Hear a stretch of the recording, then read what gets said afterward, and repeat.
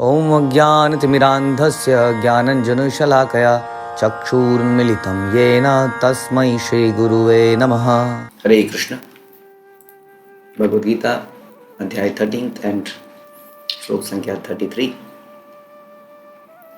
यथा सर्वगतं सौक्षम्यात् आकाशं न उपलिप्यते सर्वत्र अवस्थितः देहे तथा आत्मा न उपलिप्यते। यद्यपि आकाश सर्वव्यापी है किंतु अपनी सूक्ष्म प्रकृति के कारण किसी वस्तु से लिप्त नहीं होता। इसी तरह ब्रह्म दृष्टि में स्थित आत्मा शरीर में स्थित रहते हुए भी शरीर से लिप्त नहीं होता। तो एग्जाम्पल दे रहे हैं यहाँ पर। हमने चर्चा करी थी कि इस प्रकार से आत्मा हमेशा शुद्ध बना रहता है। जीवात्मा के कर्म उसको दोबारा बर्थ देने के लिए मजबूर करते हैं, लेकिन वो आत्मा के ओरिजिनलिटी को, उसकी प्योरिटी को इम्पैक्ट नहीं कर पाता। सो आत्मा continues to be a living force in the body, source of energy in the body. हमने डिस्कस किया था कि आत्मा अपने स्वाभाविक रूप में, अपनी स्वाभाविक स्थिति में, जो कि नित्य कृष्ण दास की है, उसमें कार्य नहीं कर पाता जब वो इस मटेरियल शरीर में बद्ध हो जाता है, जब तक कि वो अपनी इस विस्मृति को दोबारा जागृत न कर ले। लेकिन हमने डिस्कस किया तब भी वो प्योर बना ही रहता है, लेकिन एक तरह से सुप्त अवस्था में रहता है। जैसे कि आदमी सोता है तो सोते हुए भी वो सांस लेता है ना। शरीर के बड़े वाइटल काम चल रहे होते हैं, इंपॉर्टेंट काम चल रहे होते हैं, जब वो सो रहा होता है तब भी चल रहे होते हैं। उसी तरह से आत्मा इस प्रकार निष्क्रिय तो है इस वक्त, एक तरह से देखा जाए तो, लेकिन उसकी एनर्जी इस शरीर को सक्रिय बनाती है, वरना ये शरीर वास्तव में चल नहीं सकता। इट्स लाइक अ बैटरी के बिना कोई टॉय है, सब कुछ है लेकिन चल नहीं सकता। तो अभी ये सिर्फ एक सोर्स ऑफ एनर्जी का काम कर रही है, लेकिन किसी चीज़ से लिप्त नहीं होती। इसका एग्जाम्पल यहाँ पे भगवान दे रहे कि जैसे आकाश है, जैसे इस जगह पर, ये जगह है, यहाँ पर मैं अगर पानी के गिलास से पानी ऐसे उछाल के फेंक दूँ तो पानी यहाँ आकाश में जाएगा, है ना। ये आकाश ही है ना सारा। आकाश मीन्स स्पेस। स्पेस मतलब not the space outside earth, space any रिक्त स्थान। उसमें यदि मैं कुछ पानी उछाल के डालता हूँ तो आकाश को वो छू नहीं पाता है, आकाश बना ही रहता है, उसको करप्ट नहीं कर पाता है, राइट। जैसे वायु के लिए भी कहिए कि वायु में सारी चीज़ें तैरती हैं, वायु दूषित हो जाती है, वो हम कहते हैं क्योंकि थोड़ी देर के लिए ऐसा लगता है कि वायु, लेकिन हाँ उसके बाद तो वास्तव में वायु बहती रहती है और एक अपना अलग अस्तित्व बना के रखती है। जस्ट ये छोटे छोटे एग्जाम्पल ही दे सकते हैं कि आत्मा के जैसी कोई चीज़ तो नहीं है संसार में, वो तो इस संसार के परे की वस्तु, और हम संसार के एग्जाम्पल दिए जा रहे हैं। तो इस प्रकार से यहाँ बता रहे हैं कि जैसे आकाश है सर्वव्यापी है। आप ये नहीं कह सकते कि आकाश फैल गया, गिर गया तो चीज़ों में लिप्त हो गया। जैसे पानी है, पानी जब गिरता है ज़मीन पर, फैल जाता है तो उसमें गंदगी आ जाती है, मिश्रित हो जाता है। हाँ, लेकिन आत्मा ऐसा नहीं है, जैसे आकाश नहीं है। और इसका एक और सिंपल एग्जांपल, जैसे समुद्र में कई बार तेल आ जाता है। घर में भी देख सकते हैं, तेल हम पानी में डालते हैं तो क्या होता है, तो तेल पानी में फैल गया लेकिन पानी में लिप्त नहीं हुआ, पानी में फिर भी उसने अपना आप अलग अस्तित्व बना के रखा फैलने के बाद भी। तो उसी तरह बता रहे हैं आत्मा है, ऑल्दो शरीर के अंदर है लेकिन अनअफेक्टेड है। जैसे कि ऑयल वेल होते हैं, आप जानते हैं कि कैसे समुद्र में से तेल निकाला जाता है, नीचे एक्सट्रैक्शन की ज़बरदस्त मशीनें लगी होती हैं, और ड्रिलर ड्रिल करता है, अंदर जाता है, नीचे पानी के अंदर जाता है, उसके अंदर की ज़मीन को भी ड्रिल कर देता है। बहुत सारा प्रोसेस है उसमें। ऐसा बताते हैं कि पानी का प्रेशर मारा जाता है एक पर्टिकुलर जगह से, वहाँ से ऑयल निकल के आता है, वेल की तरफ जाता है, फिर वेल में से एक्सट्रैक्शन हो जाता है, और फिर एक्सट्रैक्शन के बड़े सारे प्रोसेस हैं। फर्स्ट लेवल पे, बहुत ही रॉ लेवल पे जब ऑयल निकलता है तो केरोसिन ऑयल जिसको हम कहते हैं, मिट्टी का तेल, बहुत ही रॉ लेवल पे, वही ऑयल आगे जाके प्यूरीफाई होता होता समझ लीजिए पेट्रोलियम, और पेट्रोलियम में भी इतने सारे ग्रेड, और फिर एयरक्राफ्ट पेट्रोलियम हाईएस्ट लेवल कह सकते हैं, उसी पेट्रोलियम का प्योरिटी फॉर्म। उसी तरह से हमारा भी ये समझ लीजिए आप यानी कि वो जो ओरिजिनल पेट्रोल है, जो कि पेट्रोलियम समझ लीजिए, जो एयरक्राफ्ट का पेट्रोलियम है, दैट इज समझ, अगर उसको हम ओरिजिनल स्टेट मान लें तो वो ओरिजिनल स्टेट वहीं से निकलती है। अभी तक क्या था, उस ओरिजिनल स्टेट के ऊपर जैसे हम डिस्कस कर रहे थे कई सारी चीज़ें लग गई थी, लेकिन उसने उसकी ओरिजिनलिटी को इम्पैक्ट नहीं किया था, वो अभी भी वैसे बरकरार थी। तभी तो एक्सट्रैक्शन प्रोसेस में अंत में हम उसको कर पाए। थोड़ा सा, not the exact example, because मैंने बोला कि आत्मा का एग्जाम्पल कहाँ से दें, हाँ, क्योंकि कोई ऐसी वस्तु है ही नहीं। तो उसी तरीके से आपको ये समझना पड़ेगा कि आत्मा वहीं पर है, उसके ऊपर कुछ कुछ जैसे हम बोल रहे हैं आवरण हैं।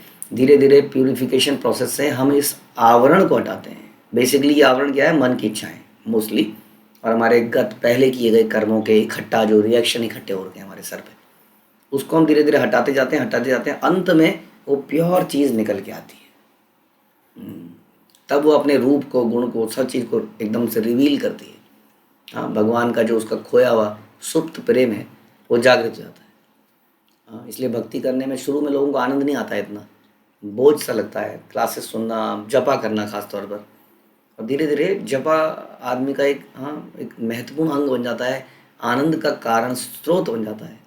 हम्म, नाम में इतना रुचि, नाम में रुचि पैदा हो जाती है, यानी कि वो ओरिजिनल टेस्ट फिर से डेवलप हो जाता है। अक्सर उपमा दी जाती है कमल की, कि कमल जैसे कीचड़ में रहता है, लेकिन कीचड़ से इम्पैक्ट नहीं होता है ना। ऐसा देखा गया, उनके पत्तों के ऊपर एक समझ लीजिए एक ऑयली सा लेयर रहता है, जो कि उसके ऊपर कुछ भी गिरता है तो एकदम वो बह के निकल जाता है साइड में से, और वो एकदम बड़ा सुंदर सा पौधा हमेशा दिखता रहता है, एक सुंदर से फूल दिखते रहते हैं। हाँ, तो उसी तरीके से आत्मा तो हमारा प्रोटेक्टेड है, ऑलवेज प्रोटेक्टेड है, उसको तो हम छू ही नहीं सकते, जैसे कि पानी ऑयल को नहीं छू पाता। तो आत्मा तो एलिमेंट ऐसा है, लेकिन समस्या सारी मन बुद्धि की है। हाँ, सारी समस्या हमारे मन और बुद्धि की है, जो कि सारी समस्याएं पैदा करता है हमारे अंदर। तो इस मन को कैसे प्योर फॉर्म में रखा जाए, दैट इज द क्वेश्चन। जैसे कि कमल कीचड़ में कैसे रहता है, उसी तरह से हमारे आसपास निरंतर गंदगी के कीचड़ हैं। हाँ, ये संसार गंदगी का एक बहुत बड़ा कीचड़ है, कीचड़ है, ये हमें समझना पड़ेगा। हम समझते हैं कि हम पॉश कॉलोनी में रह रहे हैं तो हम कीचड़ से दूर हैं। कीचड़ तो क्या कहते हैं उसको, वो झुग्गी झोंपड़ी कॉलोनी, क्या कहते हैं, धारवी, समथिंग लाइक दैट।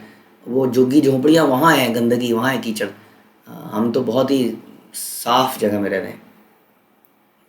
अचानक से एक दिन घर का मेन हॉल बंद हो जाता है तो पॉश कॉलोनी को ये समझ में आता है कि मल के ऊपर ही बैठे हैं अल्टीमेटली हम। हम्म? तो ये है, ये एक तरह से एक पैकिंग करी गई है, हर चीज़ में एक सुंदर पैकिंग है, तो हमें लग रहा है it's very wonderful place, but this is like अ कीचड़। चारों तरफ जहाँ पर घृणा है, क्रोध है, जलन है, एनवियसनेस है एक दूसरे के प्रति, कंपटीशन है, अच्छा माहौल नहीं है। जिसको हम प्रेम करते हैं कुछ समय बाद पता चलता है वो तो प्रेम था ही नहीं, वो तो कोई मतलब के लिए प्रेम था वास्तव में। कईयों को इतने सालों से प्रेम होता है और अचानक से एक दिन किसी छोटी सी बात पे वो टूट जाता है। तुमने कितने केस देखे।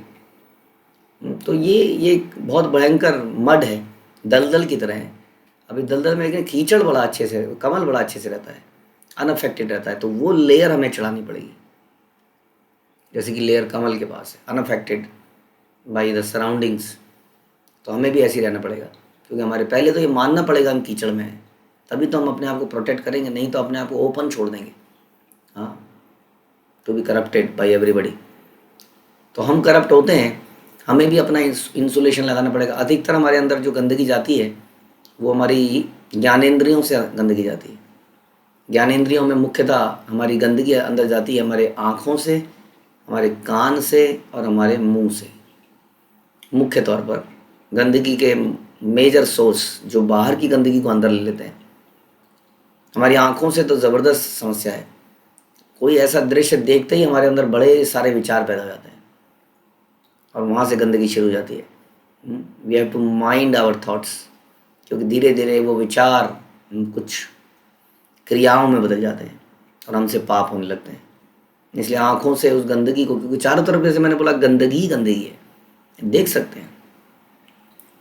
कई बार क्या होता है कि हमारे साथ में, हमारे पास एक बार एक आध पर ऐसा हुआ कि कोई व्यक्ति नया आया, उसने प्रवचन सुने, उसने कहा प्रभु जी बड़ा दुखी हूँ। क्या हो गया? आजकल बड़े अजीब से विचार आते हैं, घिन आती है अपने आप से, ऐसा कभी पहले नहीं होता था। क्या हो गया, एक एक विचार प्रभु जी दिमाग में आता है, जो विचार उनको आज तक नहीं आते थे, ऐसा लगता है कि वो ऐसे विचार अब क्यों आ रहे हैं जब मैं उनको छोड़ना चाहता हूँ। ऐसा लगता है कि मैं कितने गंदे विचार मेरे अंदर हैं। हाँ, आप में से कईयों को ऐसा विचार, ऐसा फीलिंग हुई होगी भक्ति में आने के बाद। उसका कारण ये है कि हम बताते हैं कि जब एक कमरा धूल से भरा होता है एकदम, तो लगता है कि इतना भी गंदा नहीं है, थोड़ा साफ करेंगे तो हो जाएगा। हर व्यक्ति सोचता है मैं इतना भी बुरा नहीं हूँ। लेकिन जब वो सफाई करने निकलता है उस गंदे कमरे में, तो झाड़ता है, तो थोड़ी देर में कमरे में धूल ही धूल हो जाती है। अभी तक वो धूल सेटल्ड धूल थी, और धूल के ऊपर कितनी भी धूल पड़ जाए क्या फ़र्क पड़ता है।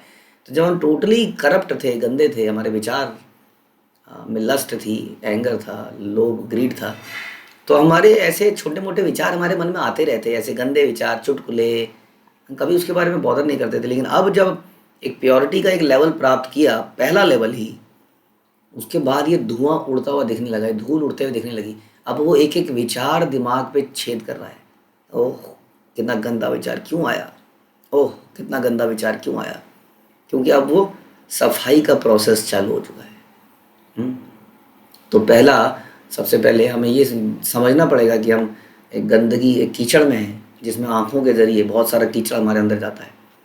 फिर समझना पड़ेगा कैसे हम इस आँखों को भगवान का दर्शन करने में लगाएं, कैसे इस मुंह को, जो कि अलग अलग खाने के माध्यम से हम सोचते भी नहीं है कि किसने बनाया, कैसे बनाया, कि हम ये बात आप सब लोग मान लीजिए कि जो व्यक्ति बनाता है उसकी चेतना खाने में होती है, और उसकी चेतना हमारे अंदर ट्रांसफ़र होती है।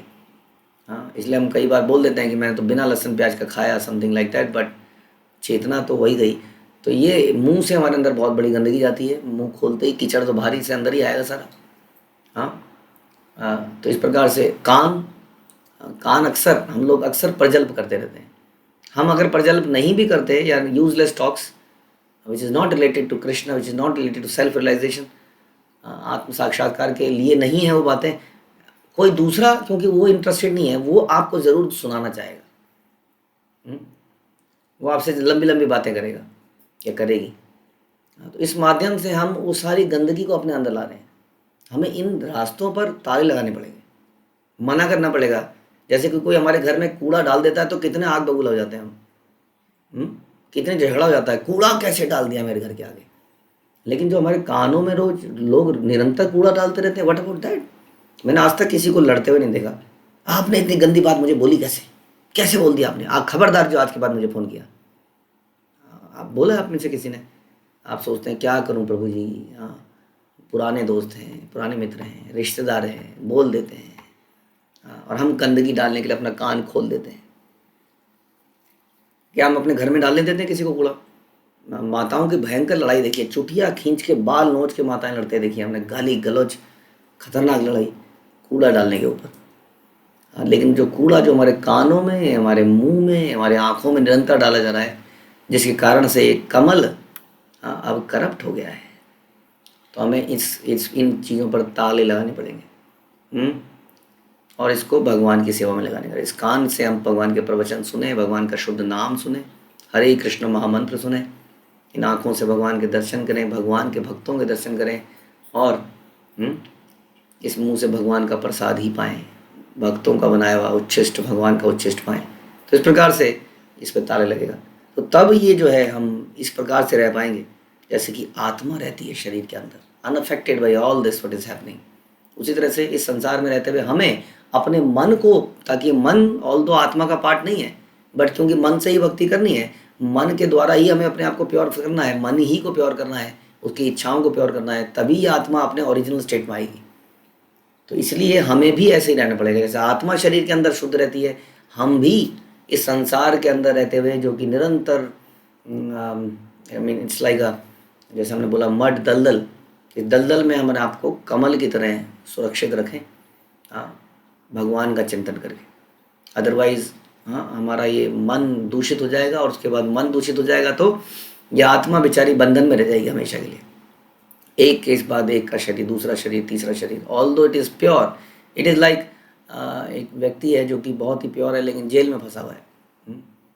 कुछ गलतियां ऐसी हो गई, तो उसको प्योर करने के लिए हमें कुछ डूज एंड डोंट्स का पालन करना ही चाहिए। ताकि आत्मा अपनी ओरिजिनल स्वाभाविक स्थिति में जाए और भगवान के धाम में चली जाए, जो कि हमारा असली घर है, जहाँ पर ऐसी दलदल नहीं है। हाँ, ऐसी एनवी, ऐसी ग्रीड, ऐसे एंगर, लोग भूखे भेड़ियों की तरह नहीं घूमते वहाँ पर। लेकिन उसके लिए हमें अथक प्रयास करना पड़ेगा, अपने को शुद्ध करने के लिए, मन को शुद्ध करने के लिए। हरे कृष्ण। श्रील प्रभुपाद की जय, भगवद गीता की जय।